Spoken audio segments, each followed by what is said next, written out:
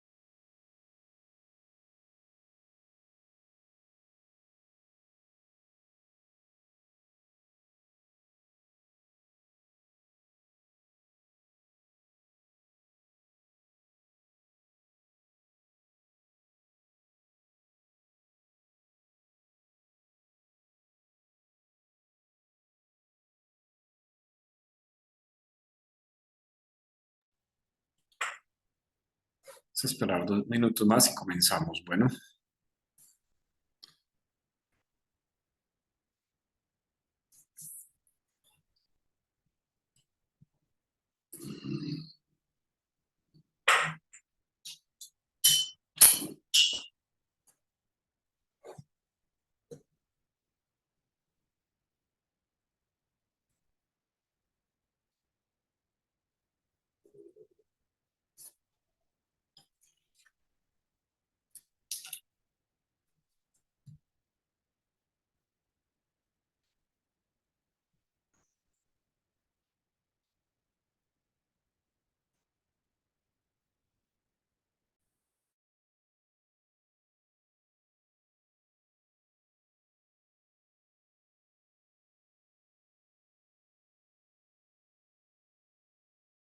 Profe, una pregunta. Buenas noches. buenas noches. Es que yo expongo y te puedo ir enviando ahí por mensaje privado en el chat el ensayo. Sí, aunque vamos a comenzar primero con la carta, Sebastián. Ok, pero Entonces es vamos a como para empezar. ir enviando el ensayo. Sí, me lo puedes enviar, pero envíamelo por correo mejor. Listo, listo. Porque yo creo, Sebastián, que más bien hacemos tu presentación mañana. Listo. Pero esperemos a ver cómo nos va con el tiempo. Ujú, listo. Muy bien, vamos a comenzar. Buenas noches. Vamos a hacer lo siguiente el día de hoy y es que primero vamos a dialogar un poquito acerca de el tema que hace 8 días comenzamos, acerca de la ética en Pablo. Vamos a terminar ese tema. En segundo lugar, bueno, decirles que los talleres y los parciales ya están calificados y las notas también están ya en el Cloud Campus, los pueden revisar. Y ahora podemos hacer una revisión breve del parcial para que lo tengan presente.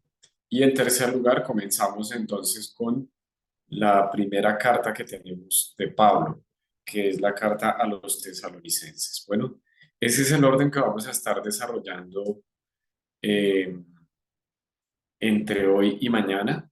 Y además, pues uno de los temas que vamos a abordar es precisamente el de la escatología en Pablo. Entonces, eh, bueno, vamos a ver cómo nos va con el tiempo. Mm, porque como sabemos, estos temas son extensos, todos los temas son extensos y requieren, digamos, un amplio tratamiento, pero lo que nosotros hacemos acá es eh, un acercamiento muy general a lo que es la literatura paulina, las cartas de Pablo, para que ustedes puedan tener un buen panorama de eso precisamente. Eh, En ese orden, entonces, las compañera Nubia, eh, hace 8 días junto con Ruth hablaron acerca de la ética en Pablo. ¿Qué recordamos de la ética en Pablo? De lo que mencionaron las compañeras y lo que comencé a mencionar yo eh, con respecto a la ética en Pablo. ¿Qué recuerdan ustedes?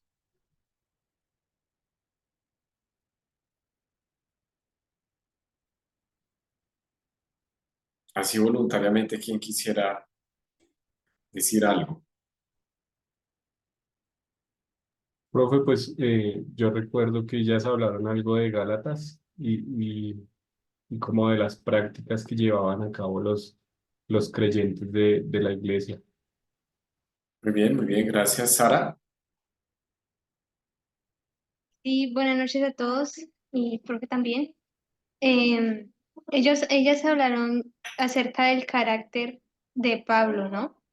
Hablaron acerca de como de lo determinado que era, de lo radical que era, y eso se ve reflejado también en las cartas. Entonces, eso es lo que resaltó el carácter de él. Interesante. Y Daniel había levantado la mano también. Pues recuerdo algo que el profesor nos comentó sobre que en la ética paulina hay que mirar el rol del Espíritu Santo. Se habló algo de eso en la clase pasada. Eh, que el tema de la literatura de Pablo, pues es una literatura diversa, variada. Encontramos varios rostros de la ética paulina, por ende, eh, no podemos decir que sobre ciertas cosas obligatoriamente su pensamiento, su ética era de esta forma, porque hay no sé si está bien decirlo, una evolución o hay ciertos cambios, porque Pablo no está escribiendo como una persona que plantea algo teológico, sino está respondiendo a muchas situaciones que se presentan en las iglesias de forma muy puntual y particular en un contexto determinado. Entonces, lo que era de pronto un problema en algún lado, en el otro no era ese problema, sino era otra cosa.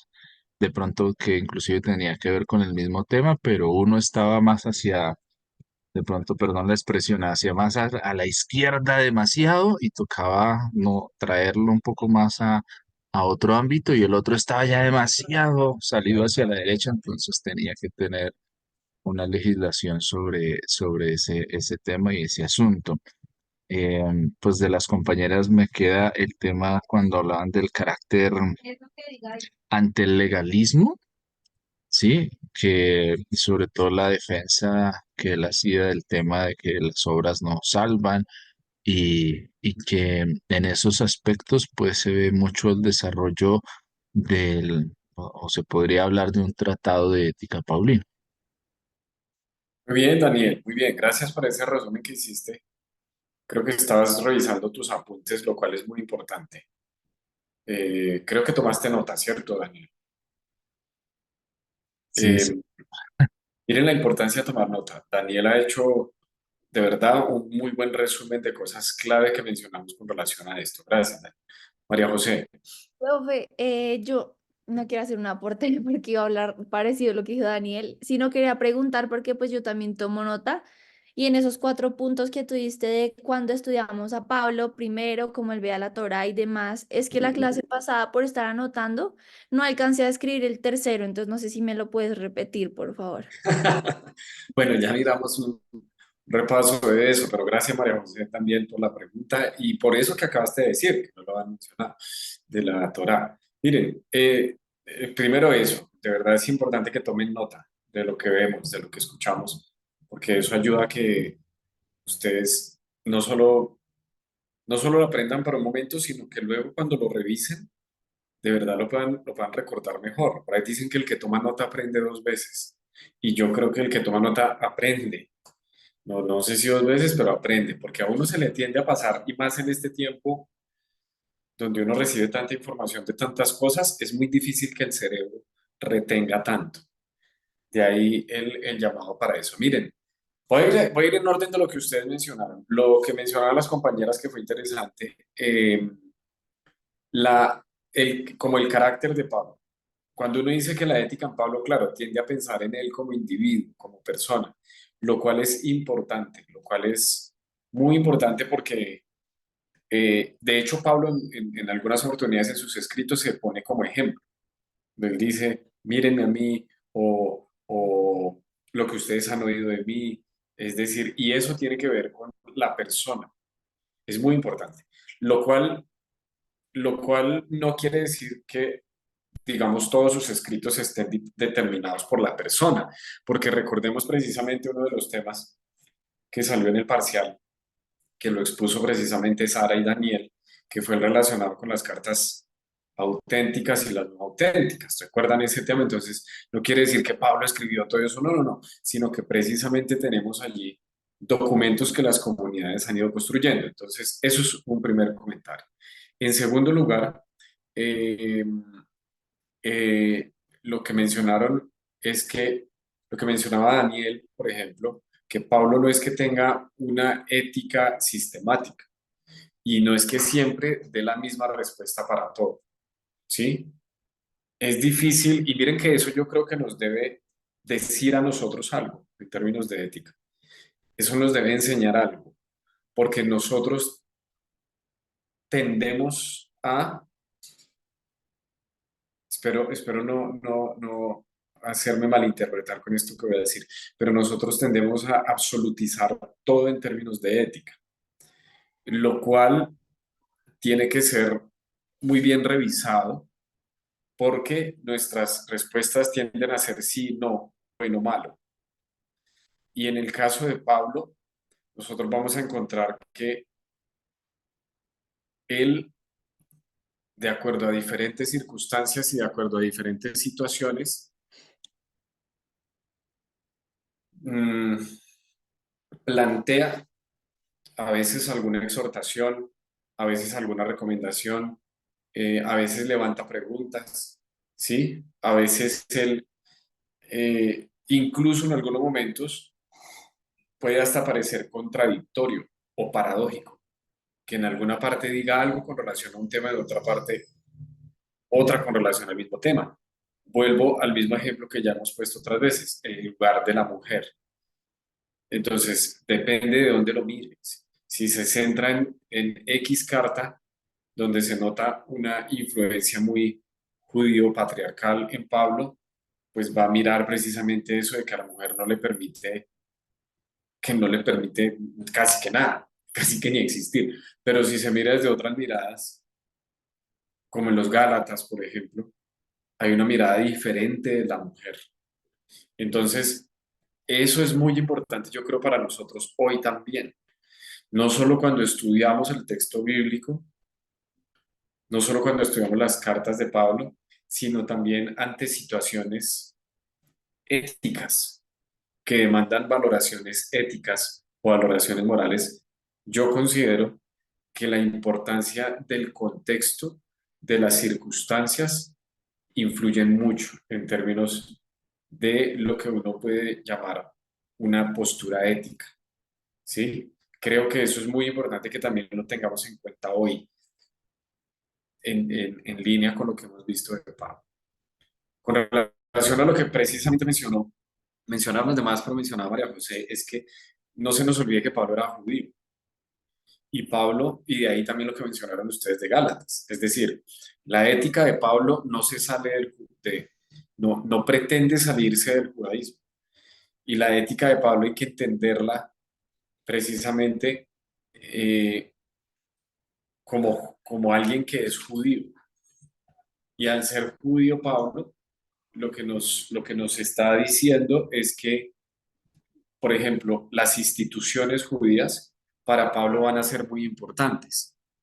Y no solamente las instituciones judías, como hablar, por ejemplo, del templo, hablar, ¿cierto? Hablar, por ejemplo, de las sinagogas, ¿sí?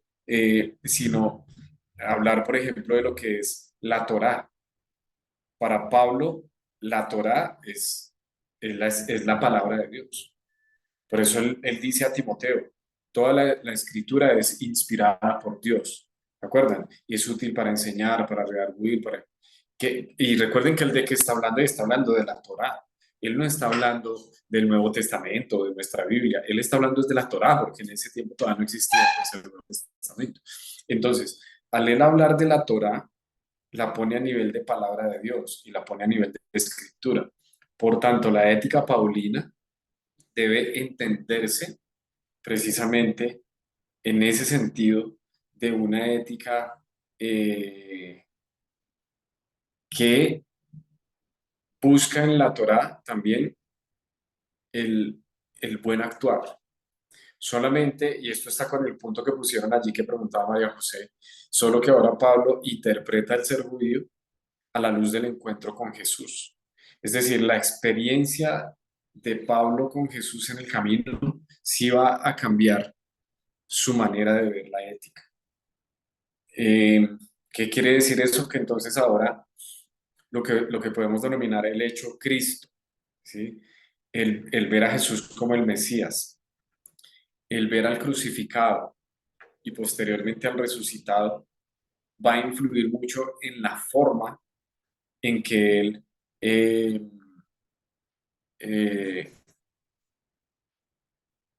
va a influir mucho en la forma en que él entiende ahora la vida. Es decir, no solamente una cuestión en términos religiosos, en términos de culto, en términos de liturgia, sino que eso va a influir mucho en cómo él ve ahora la vida, ¿sí? La ética de Pablo, decíamos también, da un lugar importante al Espíritu Santo, y eso es algo sí muy propio de la ética paulina.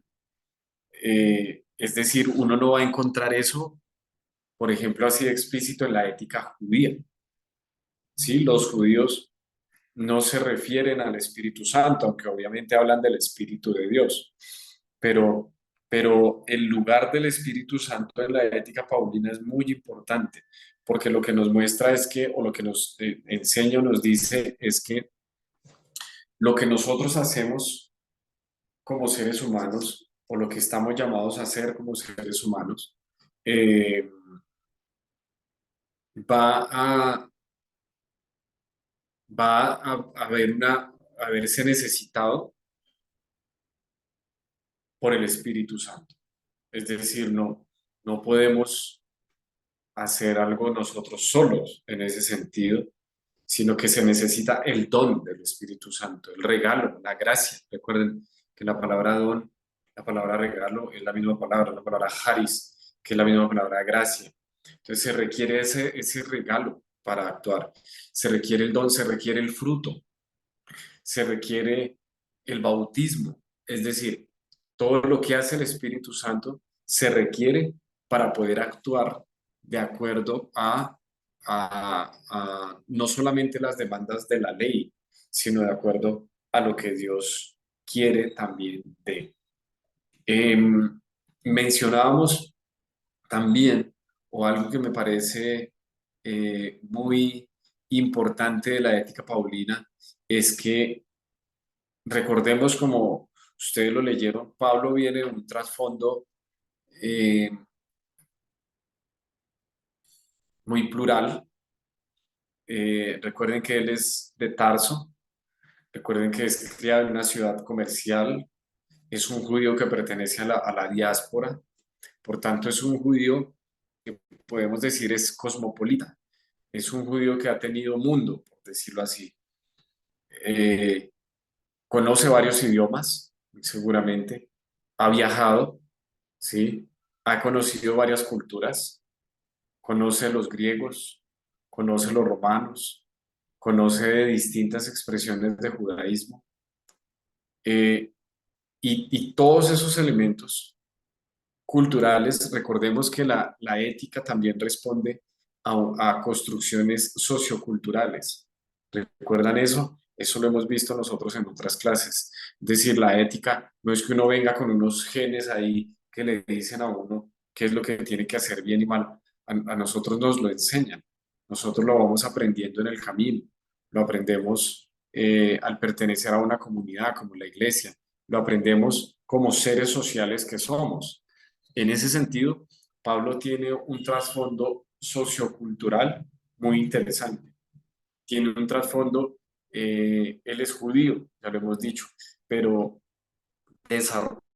vive en un mundo ya envejecido, como es el Imperio Romano y como lo es precisamente la cultura griega. Entonces, ese trasfondo greco-romano, ese contexto también judío, fariseo al cual él pertenece, va a marcar mucho lo que podemos llamar una ética paulina, ¿sí? En ese sentido también podemos nosotros mirar que hay varios rostros de Pablo en la ética y en ese sentido podemos también mirar que hay varias formas en que Pablo responde a diferentes situaciones, porque recordemos que las situaciones a las cuales respondía Pablo o quería responder, que son situaciones en torno a las cuales giran las cartas.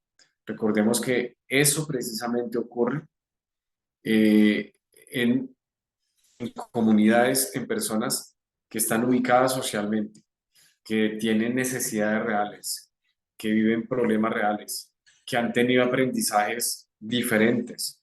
No todas las iglesias a las que se dirigen las cartas son iguales, son iglesias diferentes, tienen personas de distintos trasfondos, de distintas culturas, de distintas religiones. Todos esos elementos entonces y otros más están allí cuando cuando nosotros nos encontramos allí en la carta un tema particular, X tema particular. De ahí que, digamos, cuál es la recomendación para ustedes como estudiantes de teología, de Biblia, es que ahí volvemos al punto de la exégesis. Cuando usted va a hablar de un tema o sí, de un tema que aparece en el texto bíblico, la idea es que en la medida de lo posible usted vea y por tanto usted diga también lo que corresponde a ese texto bíblico, a ese momento histórico, a esa iglesia en la que estaba pasando eso. Sí, sí me hago entender y tener cuidado con pensar que eso mismo ocurrió en todas partes. Puede que sí, pero por eso hay que estudiar, puede que no. Sí, sí me hago entender.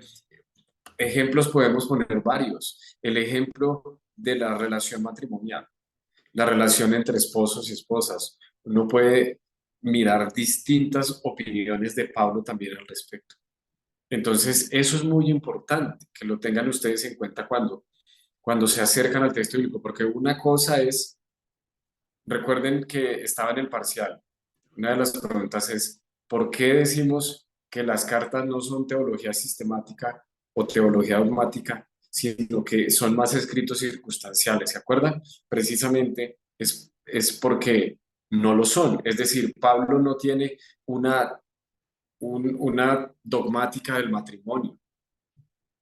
Cuando se presenta esa problemática en determinada iglesia, se refiere a eso. Cuando hay problemáticas relacionadas con cuestiones sexuales, se refiere a eso. Cuando hay problemáticas relacionadas con dinero, se refiere a eso. Cuando hay problemáticas relacionadas con el abuso del poder, se refiere a eso. Sí, sí me hago entender. Y en ese sentido uno va mirando, entonces, ¿cuál es ese accionar o esa recomendación paulina en torno o con respecto a X tema o X problema, X situación que se estuviera viviendo? ¿Estamos bien hasta ahí? Muy bien. ¿Alguna pregunta, algún comentario con relación a la ética en Pablo y en las cartas paulinas?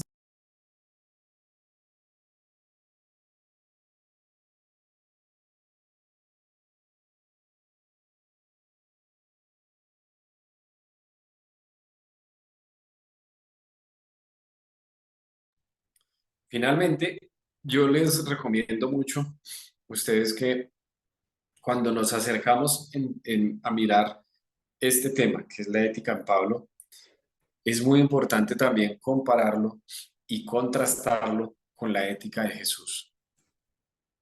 Es muy importante eso desde un acercamiento de teología cristiana, ¿sí? Es muy importante eso. Ya cuando uno hace un acercamiento más en términos temáticos o en términos teológicos, es bien interesante mirar entonces esas esos puntos de encuentro, ¿sí? Esas, eh, esos acercamientos que hay entre lo que nos muestran los evangelios y el libro de Hechos también, incluso, y lo que plantean Pablo en las diferentes epístolas. Es importante hacer esos acercamientos para mirar, eh, vamos a darnos cuenta que hay muchos puntos de encuentro, que hay muchas convergencias también, ¿sí? Es bien interesante. Miren, por ejemplo, miren, hablar, no sé, en este momento se me ocurre, hablar o pensar en términos de una teología o un acercamiento al uso del dinero. Miren Pablo cómo aborda este tema. Y luego hacer ese acercamiento también mirando a Jesús, cómo Jesús aborda también ese tema. Y entre ellos vamos a encontrar muchas convergencias, muchos puntos de encuentro, ¿sí? Hay que, otra vez, siguiendo con este ejemplo, en línea con lo que hemos venido aprendiendo, la importancia de una buena exégesis. Eh, un texto en el cual Pablo precisamente aborda este tema del dinero, tiende muchas veces a malinterpretarse y a entenderse incluso de una manera muy diferente a lo que en su momento quiso decir Pablo. Y es este pasaje cuando Pablo pide recoger o enviar una ofrenda a los hermanos que han pasado por una gran tribulación económica.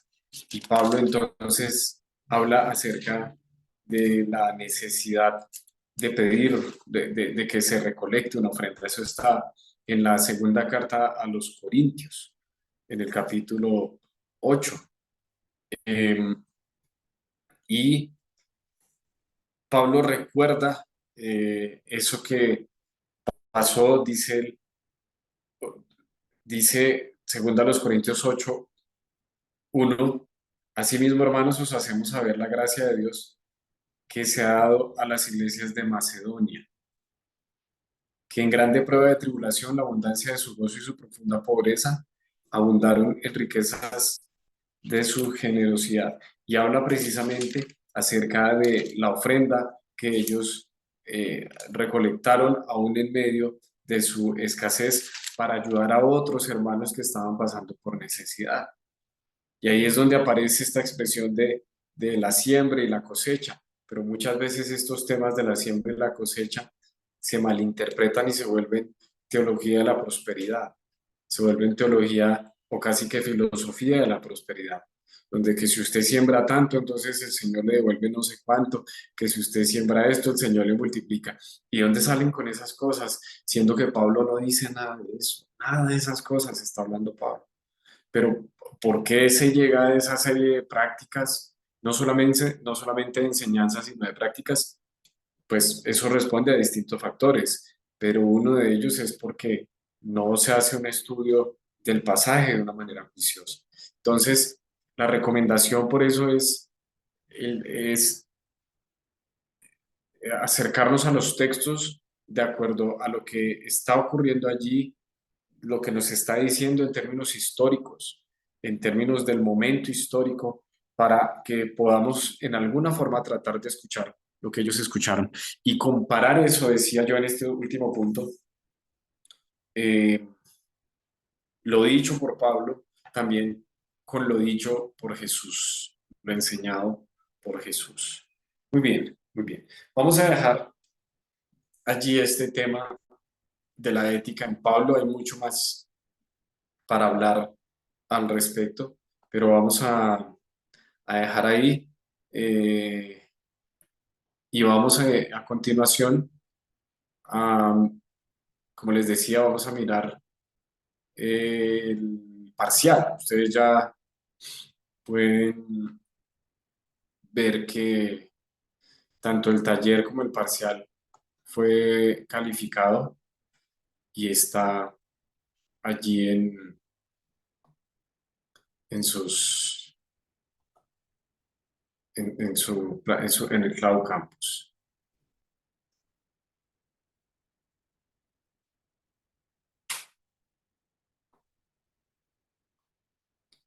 ¿Están viendo allí mi pantalla?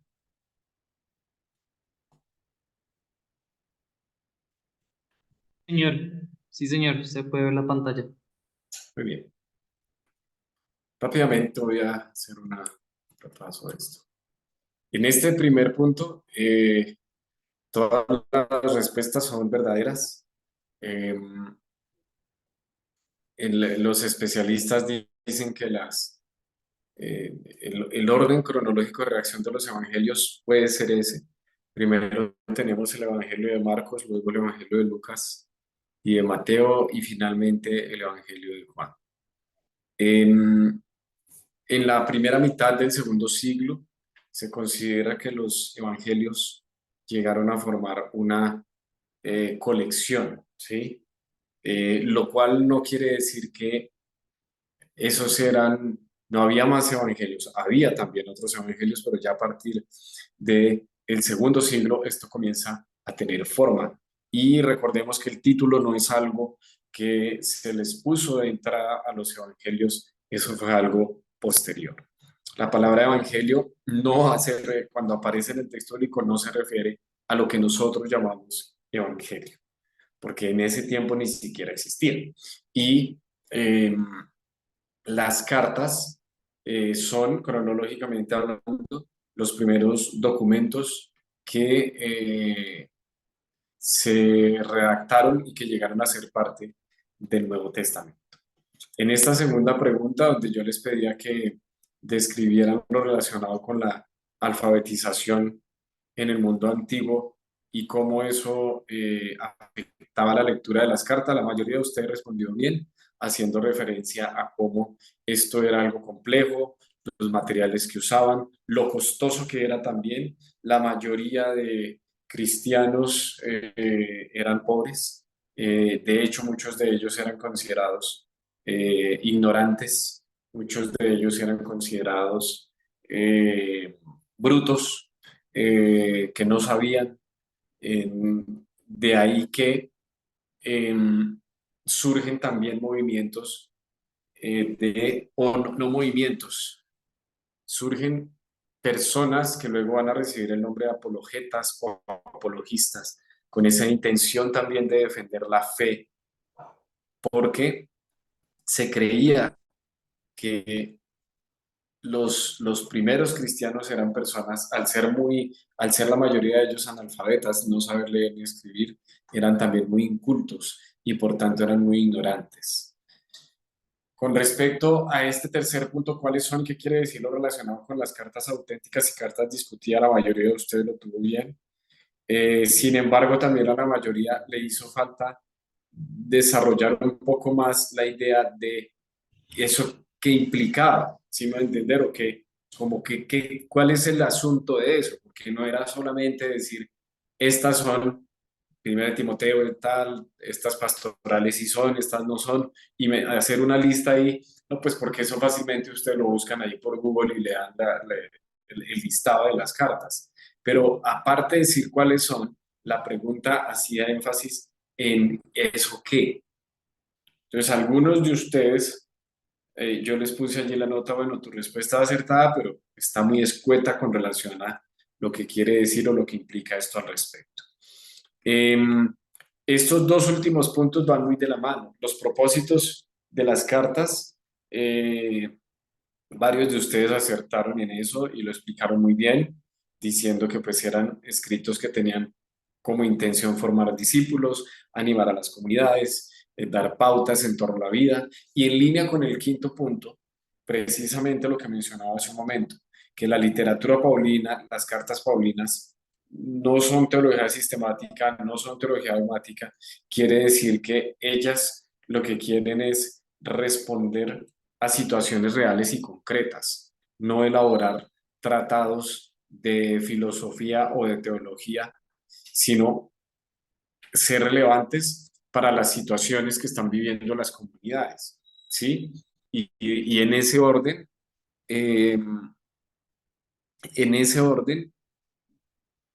ellas quieren precisamente eh, construir teología, hacer teología en el camino.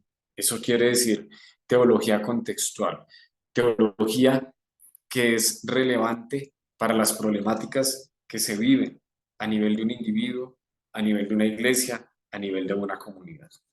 Muy bien. A la mayoría de ustedes les fue bien en el parcial. A la mayoría no quiere decir a todos. No, no, a la mayoría les fue bien. Y a los otros, muchas gracias por participar. Muy bien. Vamos a continuar entonces con eh, nuestro segundo tema. Y vamos a pasar ya, miren que ya vamos a dejar las generalidades, ya hablamos de temas generales también y de las cartas en términos generales, ahora vamos a hablar más en términos más específicos, ¿sí? Y comenzamos entonces precisamente a hablar acerca de las cartas como tal y problemas o situaciones específicas que se viven eh, en, en las cartas o que se evidencian en las cartas precisamente. De ahí que hemos procurado organizar los temas de acuerdo también a las cartas. Hemos tratado de hacer esa dinámica. Y la primera carta que tenemos es la que se considera fue la primera carta en ser escrita, o por lo menos en llegar a ser parte del Nuevo Testamento, y es la primera carta a los tesalonicenses. La primera carta a los tesalonicenses. A cargo de esta carta está Henry. ¿Alguno de ustedes sabe algo de Henry? ¿Alguien se ha hablado con él? ¿Qué será de la vida? ¿Qué será de su vida?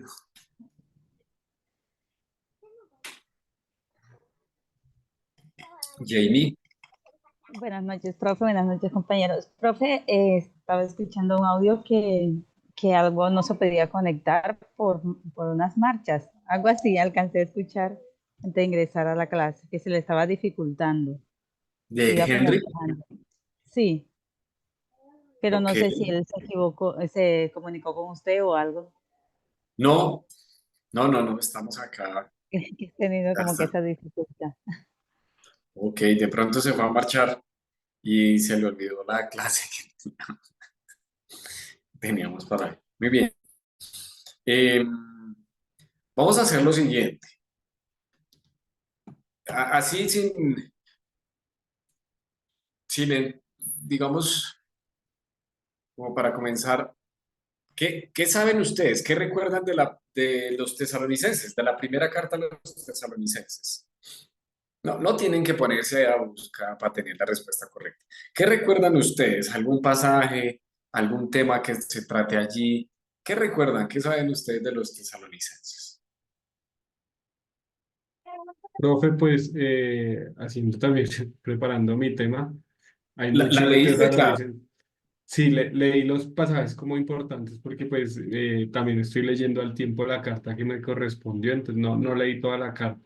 ¿A ti cuál te correspondió? Segunda de Timoteo, Ah, ya, pero claro. al tener el tema de escatología, digamos que está muy relacionado con Tesalonicenses, Ajá. pues digamos que allí Sin, está sin muy, hacer, sin hacer spoiler de tu tema, ¿qué nos puedes decir de primera a los tesalonicenses?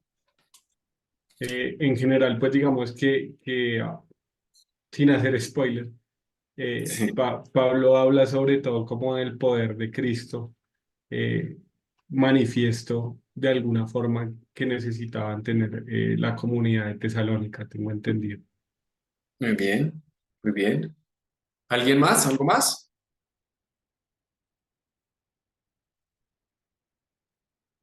María Fernanda. Lo que se me viene a la mente cuando pienso en tesalonicenses es el viaje misionero de Pablo. Es como lo que se me viene de una vez a la cabeza. El viaje misionero de Pablo. Muy bien, muy bien.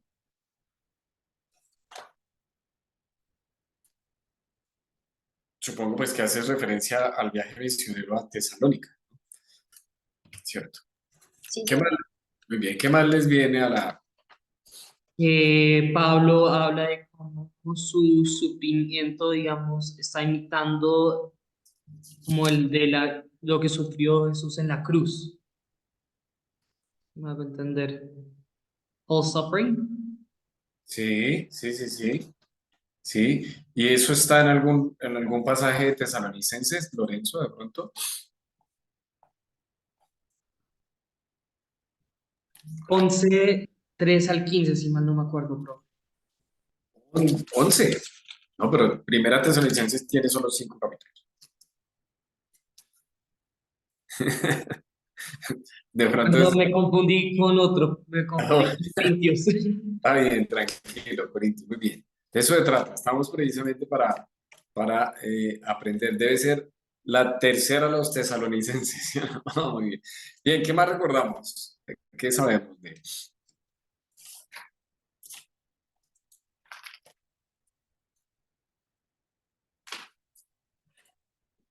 Miren, quiero invitarles eh, a que miremos por un momento si ustedes tienen allí sus Biblias, el libro de Hechos. Y yo les recomiendo a ustedes o les sugiero que para ubicar a Pablo siempre miren el libro de Hechos. De hecho, las mismas cartas de Pablo tienden a remitir al libro de Hechos, porque recuerden o recordemos que en Hechos tenemos los relatos históricos de lo que pasó con los viajes y lo que mencionaba precisamente María Fernanda. El viaje que hizo Pablo a Tesalónica está en Hechos capítulo 17. Vamos a mirar ese pasaje y luego miramos algo de Tesalónica, ¿les parece? Así podremos comprender un poco mejor de lo que se trata la primera de los tesalonicenses. Esta tarea debería ser la agenda, pero no, mentira. No, eh, no, la idea de esto es que primero ustedes hacen una presentación y luego yo complemento. Sin embargo, si no están así como pasó hoy, no hay ningún inconveniente, igual desarrollamos nuestro tema. Hechos capítulo 17. ¿Lo tienen ahí en sus Biblias? Muy bien, quiero que lo leamos y vamos a leer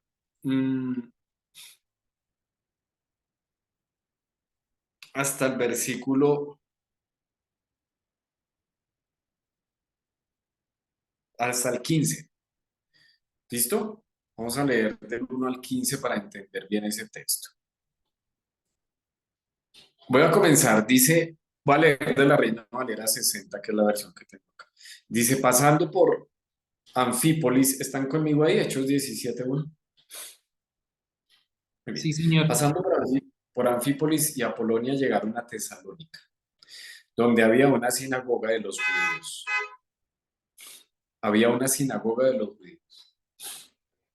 Dice, y Pablo, como acostumbraba, fue a ellos y por 3 días de reposo discutió con ellos, declarando y exponiendo por medio de las Escrituras que era necesario que el Cristo padeciese y resucitase de los muertos, y que Jesús, a quien yo os anuncio, decía él, es el Cristo. Sigue con la lectura, María José, versículos 4 y 5.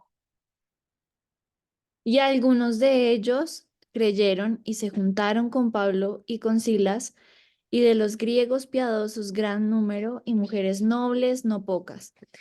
Entonces los judíos que no creían, teniendo celos, tomaron consigo a algunos ociosos, hombres malos, y juntando una turba, alborotaron la ciudad. Y asaltando la casa de Jasón, procuraban sacarlos al pueblo. Gracias, María José. Sebastián, lee por favor los versículos 6 y 7. 6. Pero no hallándolos, trajeron a Jasón y a algunos hermanos ante las autoridades de la ciudad gritando: estos que trastornan el mundo entero también han venido acá, a los cuales Jasón ha recibido, y todos estos contravienen los decretos de César, diciendo que hay otro rey, Jesús. Gracias, Sebastián. Sara, por favor, lee los versículos 8 y 9. Vale, dice, y alborotaron al pueblo y a las autoridades de la ciudad oyendo estas cosas, pero obtenida fianza de Jasón y de los demás, los soltaron. Gracias. Daniel, versículos 10 y 11. Inmediatamente los hermanos enviaron de noche a Paulo y a Silas hasta Berea, y ellos, habiendo llegado, entraron en la sinagoga de los judíos, y estos eran más nobles que los que estaban en Tesalónica, pues recibieron la palabra con toda solicitud, escudriñando cada día las escrituras para ver si estas cosas eran así. Gracias, Lorenzo. Lee por favor el 12 y el 13. Listo, profe. Así que creyeron muchos de ellos, y mujeres griegas de distinción y no pocos hombres.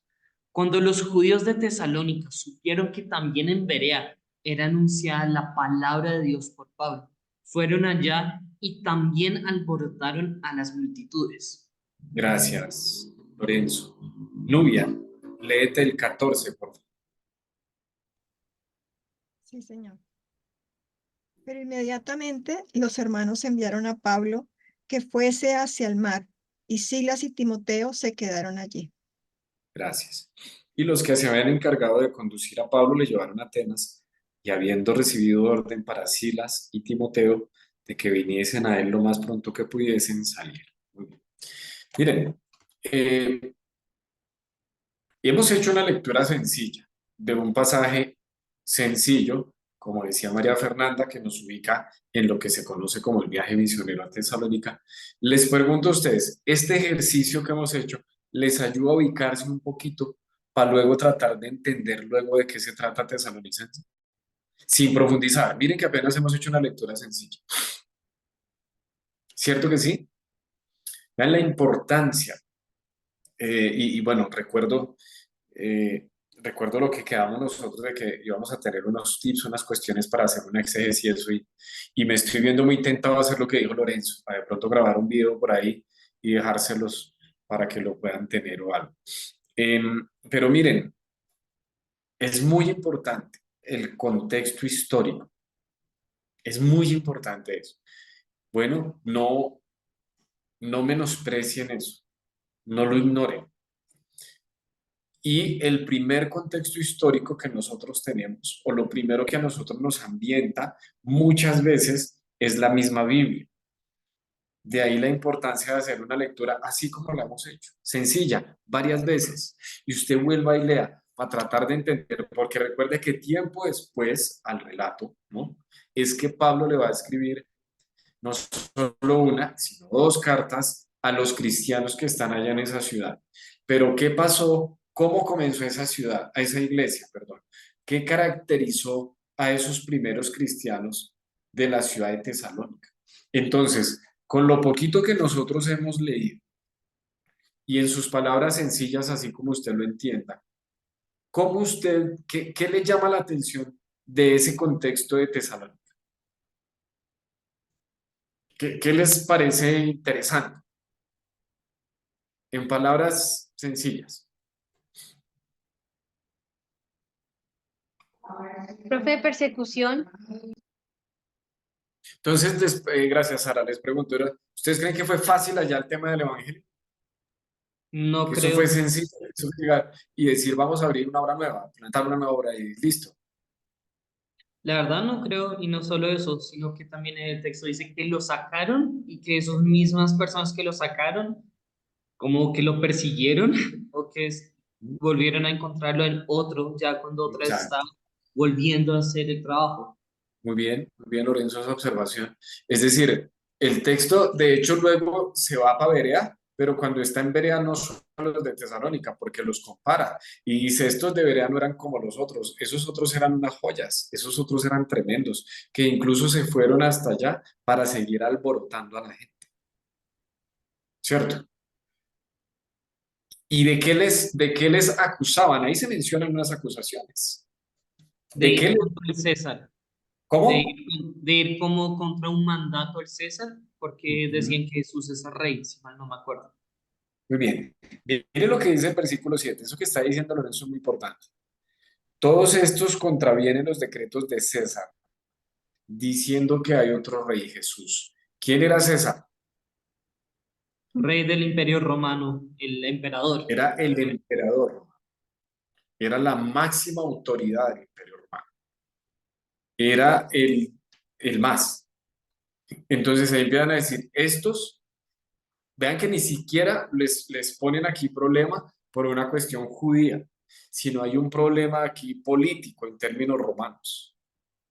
Y están diciendo, estos están yendo en contra de los mandatos del emperador.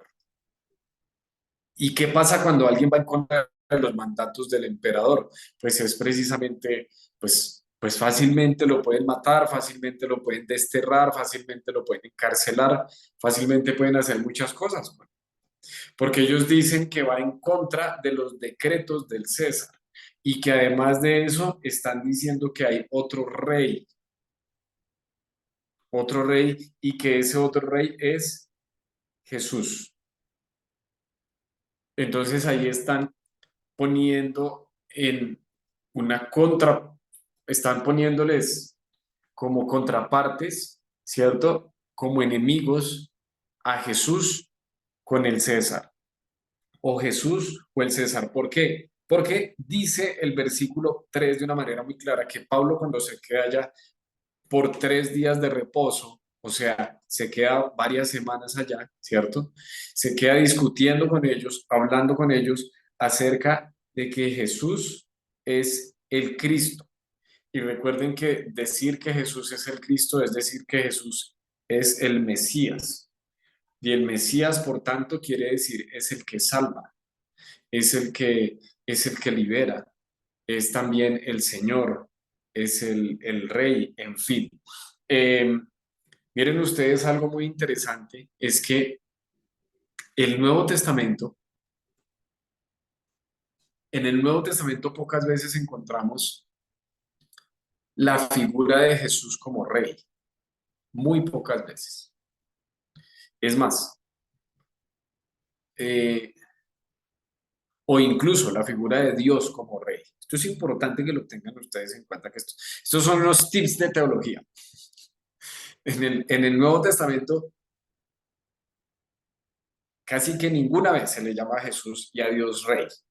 Es importante que ustedes lo tengan presente.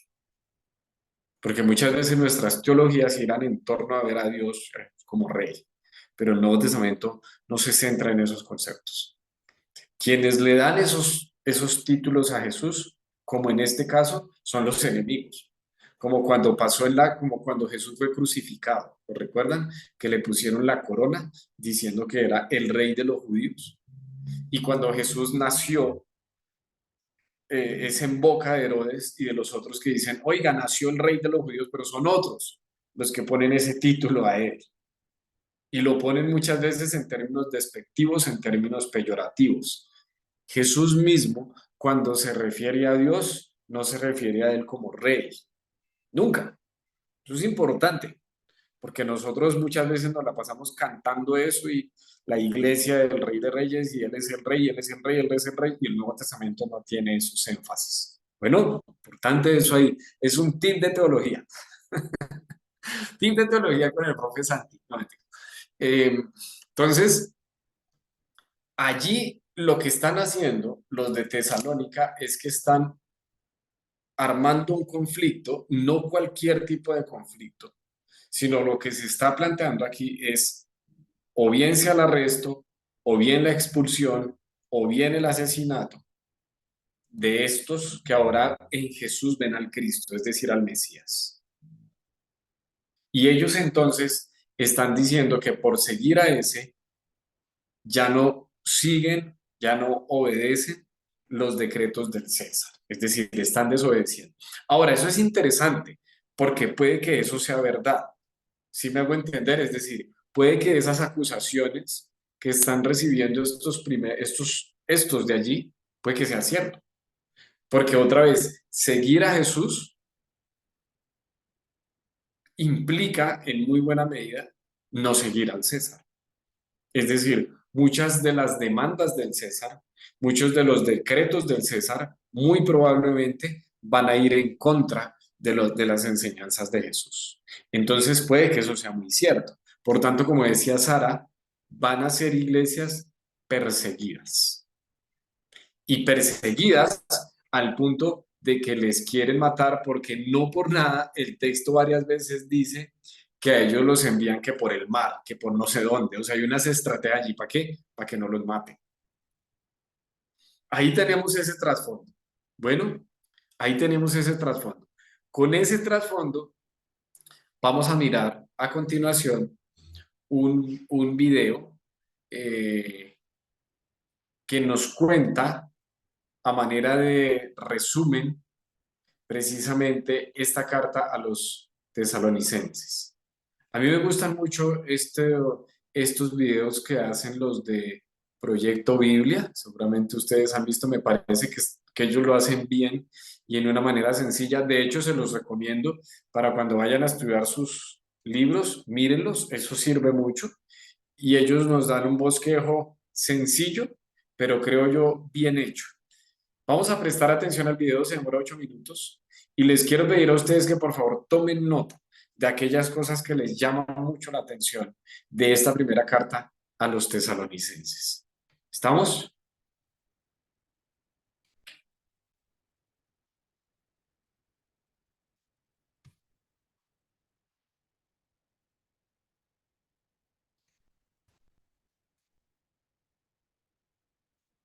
¿Están viendo mi pantalla? Sí, señor. Sí, señor. Me dicen porfa si escuchan. La primera carta de Pablo a Sí, los sí, se oye. tesalonicenses. ¿Se escucha bien? Sí, señor. Muy bien, les pido que tomen nota. Esto aquí va muy rápido, menciona muchas cosas, pero les digo, eso creo que es un trabajo bonito, bien hecho, un trabajo muy bonito, muy bien hecho. Es sencillo, pero bien hecho. Menciona varias cosas interesantes sobre la primera carta a los tesalonicenses. Tome nota y luego dialogamos de qué le llamó la atención.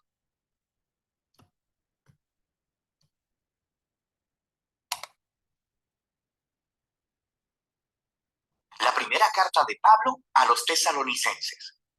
Esta es probablemente la carta de Pablo más temprana que tenemos, y su trasfondo se encuentra en el libro de Hechos, cuando Pablo y su colaborador Silas fueron a la antigua ciudad griega de Tesalónica.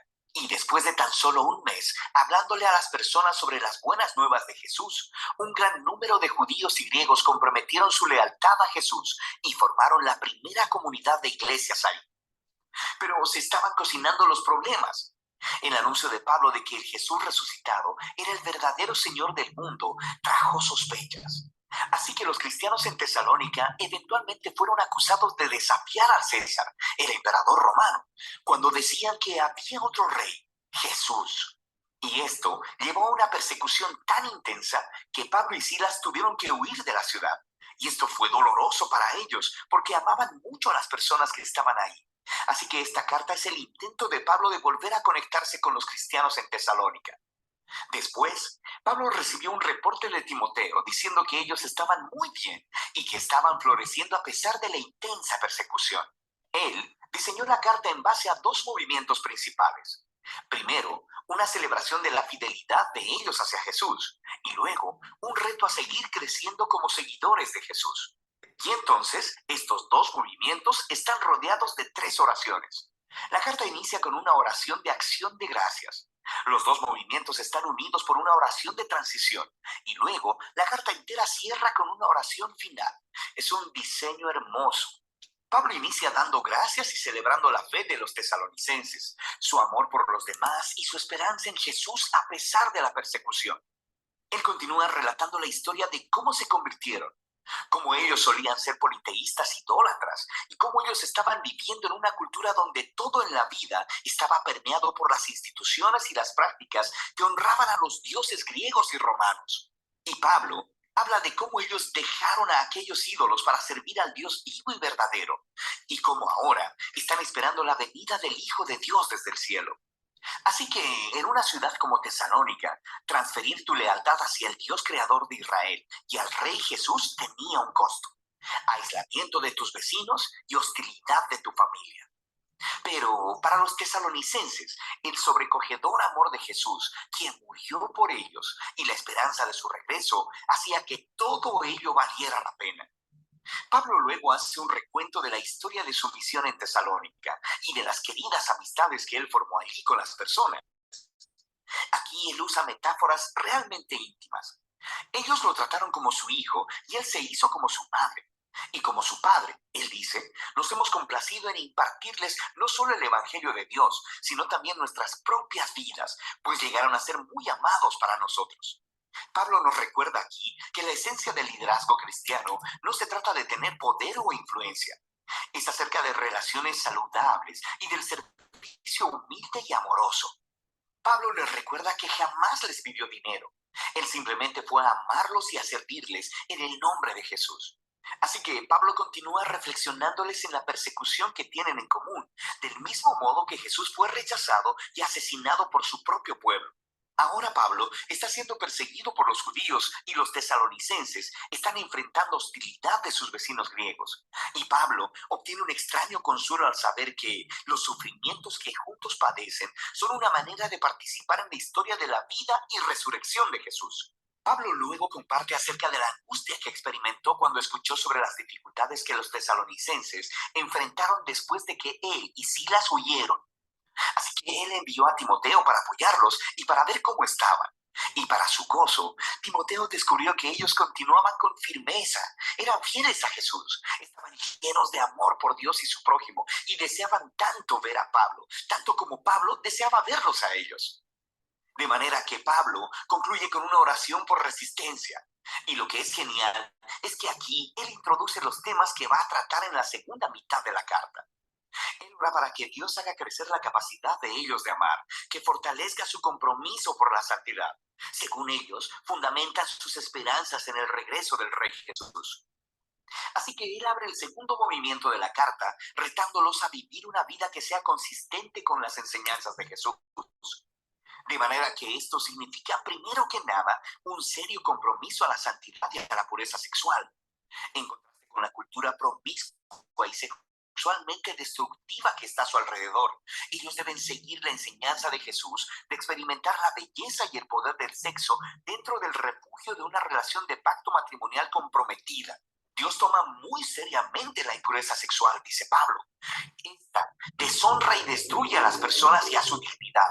Seguir a Jesús también significa un compromiso de amar y servir a los demás. Así que Pablo les instruye sobre que los cristianos deben ser conocidos en la ciudad como personas confiables, que trabajan muy duro, no solo para ganar dinero, sino para generar recursos, tanto para sí mismos como para compartir generosamente con las personas en necesidad. Después de esto, Pablo trata varias preguntas que los tesalonicenses tenían respecto a la esperanza futura en el regreso de Jesús. Así que algunos cristianos en la iglesia habían muerto recientemente, muy probablemente asesinados como mártires, y sus amigos y familias se preguntaban acerca de cuál sería su destino cuando Jesús regresara.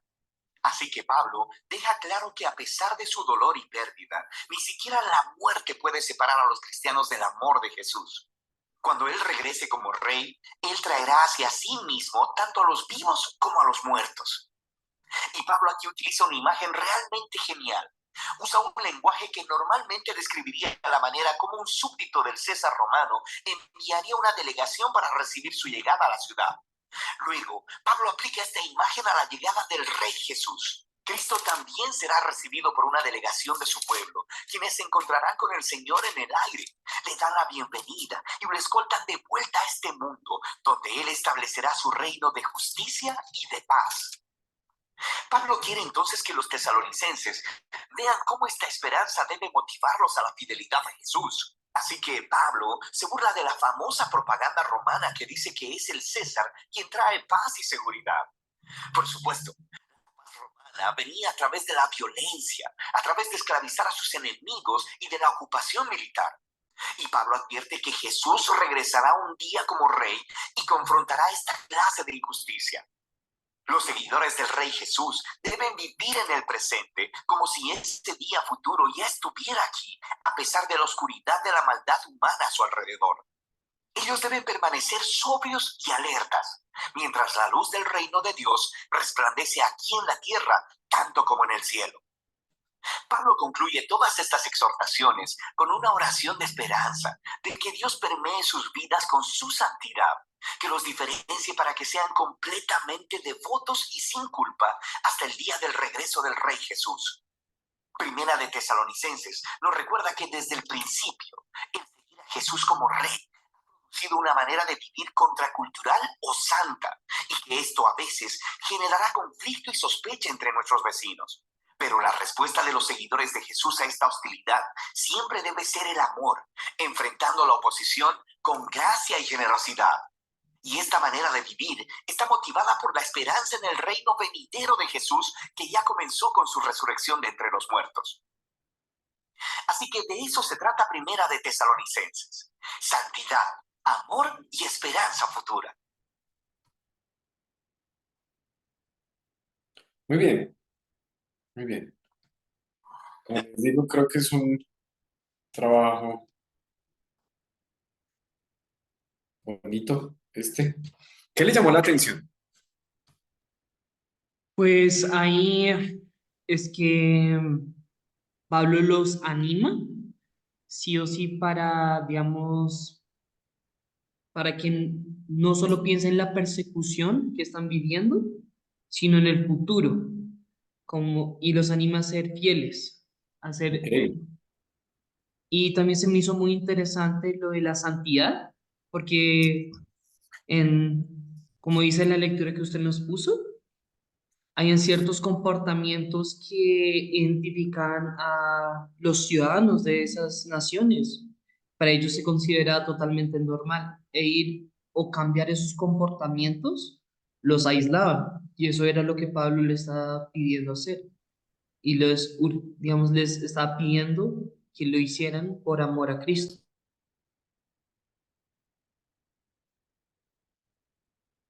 Ok, gracias Lorenzo, muchas gracias Sebastián. Sí, profe, algo que me llama la atención de esta carta es que generalmente Pablo, cuando escribe otras cartas, como que siempre hay un regaño o una exhortación, y en esta no lo hay más bien como que los está felicitando y sí está animando a vivir de una forma, a tener una esperanza, sí, pero es más como Pablo está agradecido y contento con esta iglesia por permanecer fiel a pesar de las dificultades, y creo que incluso las felicita. Eso me llama la atención de esta carta. Muy bonito eso, muy interesante. Gracias, ¿qué más les llama la atención? También, profesor, dice que Pablo los trataba como a hijos, los veía como a hijos, y ellos lo veían a él como un padre.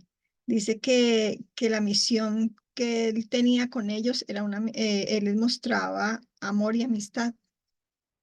Por eso hay esa relación entre ellos. La relación entre ellos es muy importante, una relación muy cercana.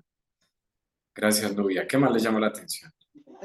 Profe, a mí me Sí, pareció muy llamativo la forma como él les predicaba de Jesús, que era como a través de conversaciones contándoles su vida pasada y cómo fueron transformados en Cristo, y así él impartía el mensaje de Jesús de una manera muy como en comunidad, en unidad.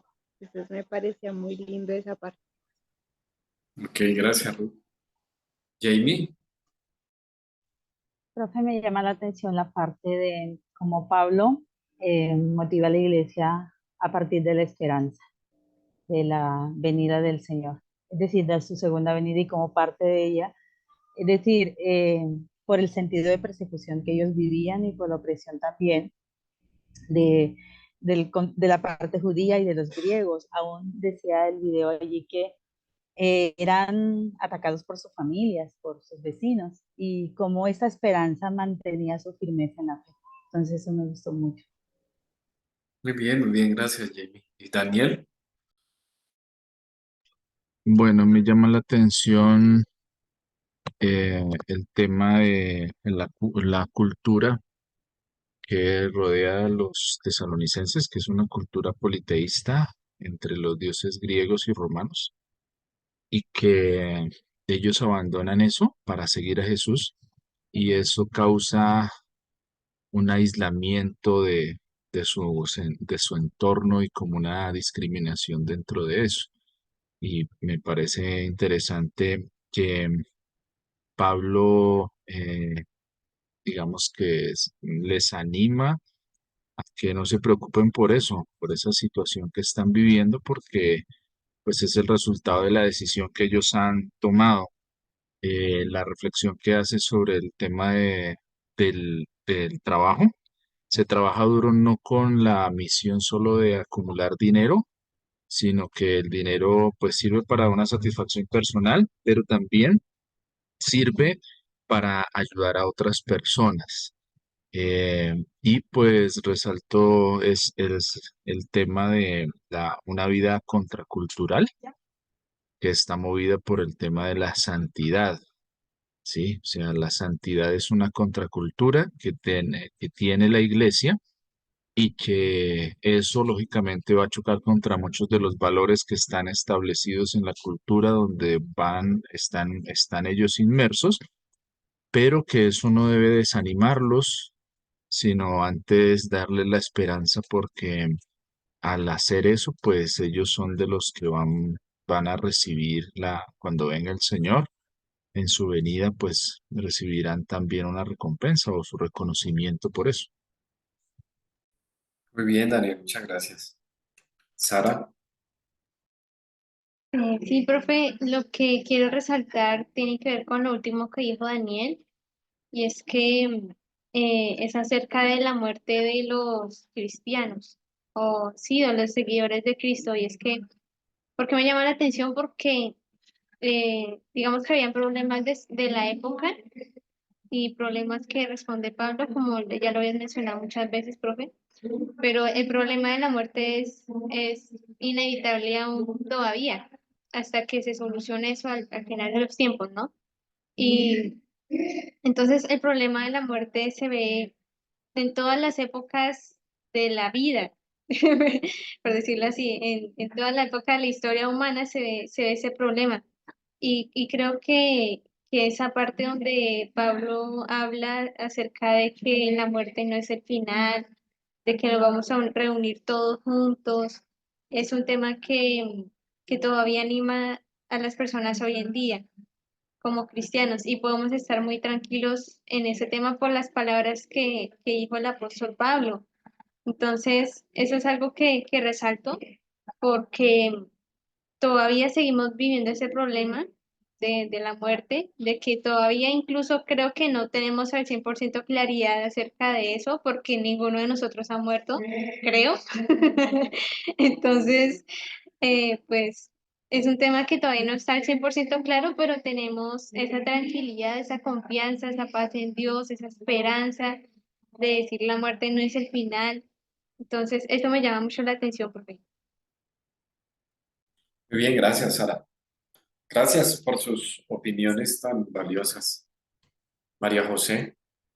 Sí, profe, yo quiero decir algo que me llamó la atención y al inicio del video cuenta cómo Pablo inicia dando una oración de gracias por los creyentes, por aquellos que se han convertido y contando su testimonio de cómo han salido de aquello que pues los alejaba de Dios y ahora que son parte del reino y de los hijos de Dios. Y me parece curioso que luego de que Pablo hace esto, da las instrucciones, ¿no? De cómo vivir en santidad, en pureza sexual, da la visión y la misión para Tesalónica, habla sobre el compromiso al amor y al servicio. Y esto me hace reflexionar y pensaba yo, mientras hablaban mis compañeros, que así es Dios con nosotros y así debemos ser nosotros con quienes evangelizamos para que lleguen a Cristo, con aquellos que se vuelven creyentes. Damos gracias a Dios por sus vidas, por cómo ellos llegan al Evangelio, pero luego de esto no significa que vayamos a ser perfectos ni que vamos a hacerlo todo bien. Y esa es como la primera crisis de la fase cristiana, ¿no? En que uno crea que todo iba a salir perfecto y se estrella con el no, no soy perfecto y nunca lo voy a hacer. Y es bonito ver cómo Pablo inicia dando estas gracias por medio de una oración y todo, pero como luego dice las instrucciones, los mandatos, las exhortaciones y da a entender cómo no van a ser perfectos, pero yo, gracias a mi testimonio y gracias a lo que Dios me ha dado, tengo una guía para que ustedes también puedan seguir.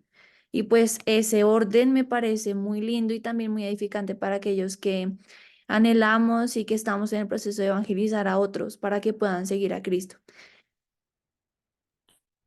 Muy bien, muchas gracias. Qué bonito todo lo que ustedes dicen. De verdad, has dicho varias cosas muy valiosas. Ahí salen varios sermones, ¿no? De todo lo que ustedes han dicho. Aquí de primera los tesalonicenses. Pero sí, porque aborda varios temas, ¿no? Muchos temas relacionados con vea, la fidelidad, la santidad, el ánimo. Tantas cosas que ustedes mencionaron allí, tan importantes y que están en esta carta, porque yo creo que esas observaciones salen de una mirada sencilla precisamente de esta carta. Podemos notar eso. Me gustó mucho cómo el video comienza resaltando un recurso literario en la carta y menciona esas tres oraciones. La primera oración que menciona es María José en el capítulo 1, una oración de acción de gracias. La segunda oración en el capítulo 3, que es una oración por resistencia en medio de la persecución. Y la tercera oración en el capítulo 5, una oración de esperanza. Muy bonita esa observación que hizo los que hicieron ese video, que es un recurso literario que aparece en esta carta. Es decir, hay tres, uno puede hallar allí fácilmente tres divisiones muy naturales del texto, a partir de tres oraciones. Oraciones en términos de plegaria, ¿no? Oraciones literarias, sino en términos de hablar con Dios, pues. Encuentra uno tres momentos y tres partes y como tres bloques, y en esos tres bloques hay entonces distintas recomendaciones relacionadas con la vida cristiana. Es muy interesante cómo en la primera parte hay, o bueno, casi en toda la carta hay palabras de ánimo, como lo decía Sebastián también al inicio. Toda la carta comienza con esperanza y termina también con esperanza. Por tanto, miren ustedes que es una carta muy, valga la redundancia, es una carta muy esperanzadora. Por lo general, cuando se piensa en términos de la venida de Cristo o de estas cuestiones escatológicas que mañana Sebastián nos va a estar hablando más, tiende a leerse esto en términos muy trágicos, en términos de catástrofe, de tragedia, de que esto se acabó, pero la carta es una carta de esperanza. Y eso me parece que es bonito, porque el Evangelio no es un mensaje de amenaza. No es que si usted se muere hoy, entonces mañana ¿para dónde se va? Se va para el infierno, y si se va para el infierno, entonces ¿qué va a hacer? ¿Qué va a hacer de su vida?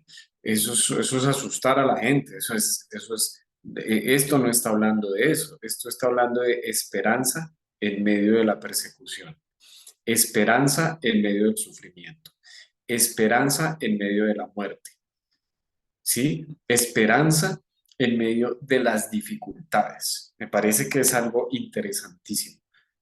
Si uno fuera a mirar cuál es el tema central del texto, claro, aquí no lo vamos a decir porque no hemos hecho una exégesis de la carta, pero uno así a priori y con este ejercicio sencillo que hemos hecho, uno puede mirar que hay una esperanza que llama o motiva a la fidelidad, a la fidelidad. Y recordemos que esa es una de las traducciones de la palabra pistis, que es el término fe, suele traducirse como fe en el Nuevo Testamento. Pistis tiene la idea de fidelidad, precisamente, que es algo muy característico de... Me llama mucho la atención también cómo hay un énfasis en el seguimiento de Jesús, y ese seguimiento de Jesús toma la forma de santidad. Pero miren que es una santidad, como lo decía el video y como lo resaltó, creo que fue Daniel, la santidad como contracultura. Es decir, no es una santidad como, como muchas veces nos enseñan, que es santo, es lo separado de, lo apartado de, lo no sé qué más. Entonces dan unas ideas de santidad como que uno se aleja y se mete en una burbuja. Y entonces yo soy santo y no me meto con nadie porque todo me contamina. Esa idea de santidad no. Esa idea de santidad es una idea muy religiosa que no es relevante para la sociedad. Esa idea de no tocar, esa idea de no contaminarse, esa idea de... esto que se ve allí se evidencia más en términos de contracultura, es decir, de encarnar y vivir unos valores diferentes a los que son impuestos por la sociedad. ¿Sí? A vivir de acuerdo a unos valores que son diferentes a los que la sociedad muchas veces quiere imponer. Entonces, por eso dice, por ejemplo, que nadie engañe a su hermano. En una sociedad donde la mentira es casi que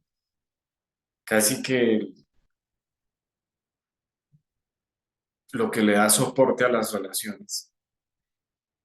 Aquí hay un llamado a practicar la verdad, a no engañar. Eso es ser contracultura.